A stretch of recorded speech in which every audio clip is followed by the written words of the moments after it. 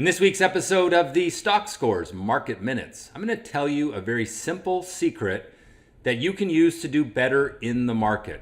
We'll, of course, analyze the markets overall, get a sense of how the situation in the Ukraine is affecting the stock market. I'll do the day trade of the week, and of course, we will do a market scan in search of longer opportunity.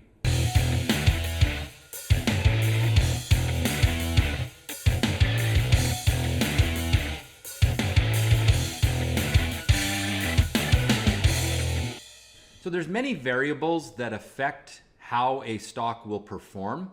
Of course, if we just take the simple task of buying and then hopefully selling at a higher price, there's a very simple thing that will improve your performance. And it's not as complex as you might think. You know, we tend to focus on our rules for when to buy, our risk management. But if you simply play the hot market, you are putting the odds in your favor. So what do I mean by the hot market? Well, within the overall stock market, there are sectors. And, you know, for example, you have the energy sector, the biotech sector, the cannabis sector. And when one of those sectors gets hot, when there are people chasing it higher, then there's this saying, you know, of course, rising tides lift all boats. And stocks within that sector will do well because that sector is going up. It's like you have this extra force that can help your stock do well. You know, last week in the Market Minutes video, I talked about alpha and beta. And it's really finding those sectors where the beta factor, which is the correlation of the stock to the market, is going to help. Now, sometimes we just buy the market in general because the overall stock market is moving higher. We don't have that situation right now, so you have to look for those sectors of the market that are moving higher. And lately, that has been energy and mining a little bit.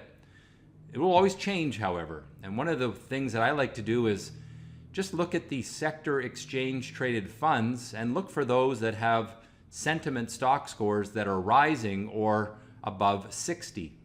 And you can build yourself a portfolio of exchange traded funds on Stockscores. It's free to do that.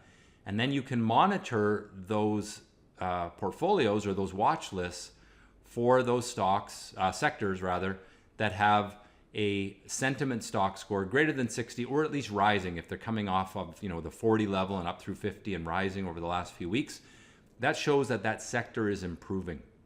Now, one of the reasons we run this weekly analysis of the markets is to try to find areas where there's strength, but you can really go a lot deeper than that. It's not just what is the small cap market doing, what is the large cap market doing, what is the energy market doing, but drive down into those individual sectors, because maybe the biotech sector is the hot area of the market, and in that case you want to focus your attention in that group and try to find stocks in that group that are giving buy signals, because they've got two forces at work: the alpha force, which is the stock's individual performance, but also the beta force, and that is the force of the overall sector just simply pulling it higher because there's optimism. All right, let's get into this week's market analysis. And as always, starting off with the S&P 500. This, the 30-day, 60-minute chart, you can see that the downward trend is still intact. We were heavily oversold, and we've started that bounce back. We've broken this first little downward trend line, but we still have that negative downward trend line there that will serve as some resistance. Also, this trading range here is going to serve as resistance next week. So the bounce back that we saw Thursday and Friday, that's great. We expect that when a market is very oversold and falls into support, but we're still not out of the woods yet. We still need to break the cycle of pessimism. Looking at the longer term chart, you can see that long tail there. That represents what happened last week. But let's not forget that that upward trend has been broken and we're building a falling top. So until we can start to build rising bottoms and retest those highs, the US markets are not out of the woods. NASDAQ, similar situation. You saw the extreme negative open and then the bounce back, but we're still inside that downward trend line. And again, until we can break that, we should remain pretty cautious. IWM, a little bit different chart here. This has not enjoyed the same gains as the S&P and the NASDAQ, and so it maybe has less to lose. It fell into support there, and that's where it bounced from being oversold. But again, we still need to break the downward trend line. What's interesting here, though, is we do have this little double bottom pattern, and that sometimes signals a low point. I think we could see some of that money that's coming out of the large cap tech names and maybe into some of the value names in the smaller cap sector. Onto the Canadian markets, and different kind of a market here than the S&P in that this is more or less going sideways. We've had lots of volatility like the US market, but it has not been trending lower, and that again is held up by predominantly the energy market, but a little bit of the mining market as well. And that shows up in that longer term chart where you don't have that clear break of the upward trend line.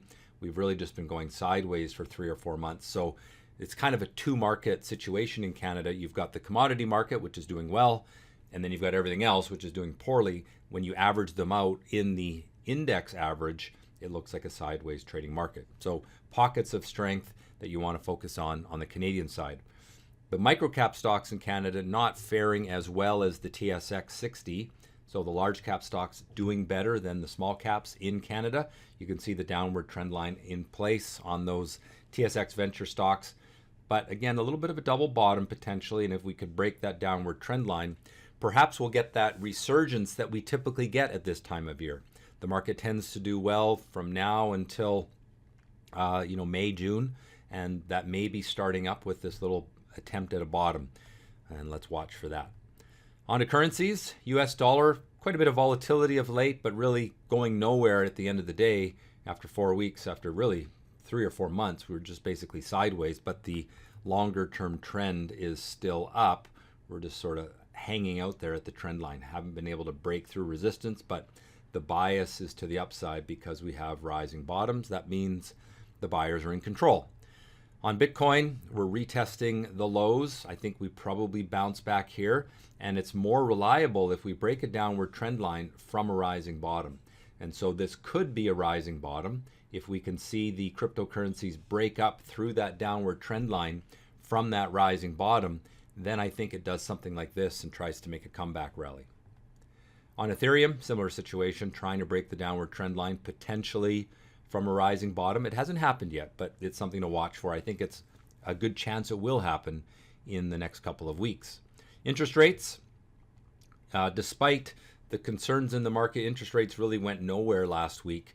And there's a lot of people who think, well, with the political conflict in Europe, it could mean that the central banks hold back on raising rates. The market sort of mixed on that. We don't really see a lot of action in interest rates in the last 2 or 3 weeks. And commodities, gold had a little bit of a break higher, but failed to hold those gains as political tensions sort of go back and forth. The gold chart, it shows some interest, but it doesn't show a lot of excitement. It doesn't show enthusiasm. And so although gold has been sort of grinding its way higher for the last month, it's not doing so in a way that signals to me that the buyers are really eager to buy gold. It's sort of the sellers aren't acting, and there's maybe a little bit of buying, but doesn't look like the institutions are really buying gold. And so I'm less bullish than some people may be. And oil, it has obviously been very strong, but it is right at the top of this channel, and it closed below its open this week. I think we're setting up for a pullback, much like what happened here. Being at the top of the channel, it would be healthy and normal for there to be a little bit of a pullback there. And then the fear chart, obviously lots of fear rising and falling the last couple of weeks. But in the grand scheme of things, it's not going crazy, but certainly you are seeing investors concerned. So U.S. stocks, neutral long-term, bearish short-term, neutral on both time frames for the Canadian market. Gold, same as last week, neutral long-term, bullish short-term. And oil remains bullish on both time frames, although we could see a little bit of a breakdown from being overbought this next week. There's been considerable price volatility, which shows us that investors are uncertain. And that's good for the savvy short-term traders out there, but it's an emotional roller coaster for longer-term investors. And so traders either have to focus on alpha stocks or just sit in cash and wait for clear opportunities to appear. Don't force the market right now because it is so volatile. You can get taken out of your stop-loss orders easily just by a one-day swing in the market. Oil is pretty overbought and likely to pull back, but really not giving the strong signal of that yet, just something to watch for.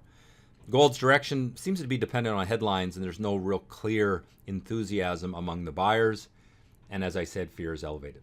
All right, let's take a look at the day trade of the week. This is an example of a stock that was signaled interactive live service at stockscores.com. And there you can see a strong action candle just before 1 o'clock on Friday. Stock was very boring, doing nothing. And then it comes alive with volume, comes alive with price action.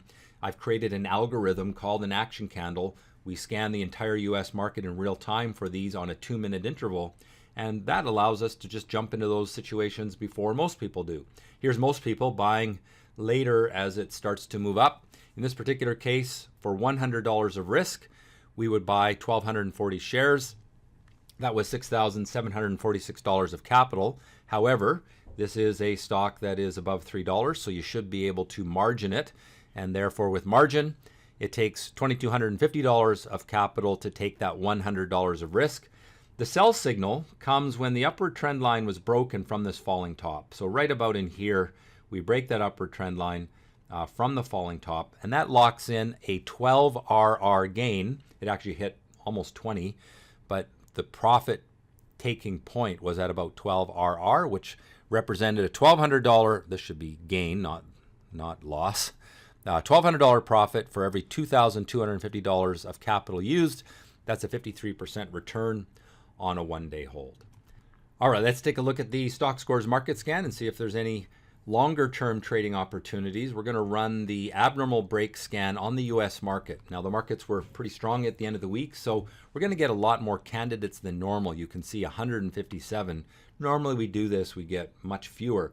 The question is, though, is there any of these stocks that are actually breaking from predictive patterns, or are these simply stocks that were bouncing back from being oversold like the overall market? You can see situations like this, for example, where you've got a stock that's really just been destroyed in recent weeks, and it bounced because it's oversold. It probably comes up into this 80 cent to $1 range, but as a longer term trading opportunity, I want to see a setup that's more a sign that it's breaking from optimism. So many of these right now are breaking up into pessimism. This one's a little bit better in that it's been going sideways for 3 months and starting to move up, but there's no volume. You can see the stock scores are getting better, but I just don't think it's good enough just yet. So I'm going to go through the first 3 or 4 pages here, and I'll pause if I see anything that is not only showing the abnormal price action and volume that this scan looks for, but also does so from a predictive pattern. And so far, nothing really fits the bill. They're all breaking up into pessimism. Now, what does that mean? Well, that's actually good, because it means that these things are probably not going down anymore. They're giving signs that they're stopping going down, but it still takes time for them to go up. There's very few stocks or markets that make V-shaped bottoms. Typically, a bottoming pattern is one where it breaks the downward trend line, builds a rising bottom, and then breaks up from a rising bottom. Let's take a look at Crescent Point Energy. It's been going sideways for about 6 or 7 weeks, trying to break out. Volume is lacking. This is more a momentum play. It probably continues higher as long as oil holds up, but I don't know that it's a great opportunity for entry here. Here's a stock that's breaking its downward trend line, but there's no rising bottom. And so as a day trader, a swing trader, you can watch these kind of stocks because they have action.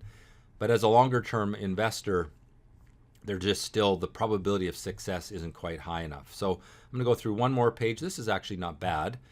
Here's an oil field service company. We're seeing quite a few oil service companies starting to look better.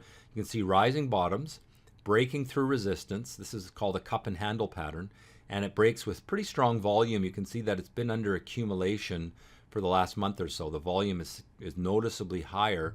So that looks good. Now, anytime I see something that I like on the daily chart, I always take a look at the 3-year chart just to get a sense of where that scenario plays out. And I would say I would give this a 6.5 out of 10 rating, which means I think it has a 65% chance of going higher.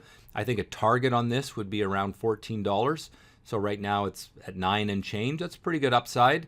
And I would say 65% chance that it can do that. And that's really how I sort of make decisions in the market, is probability of success combined with the potential profit.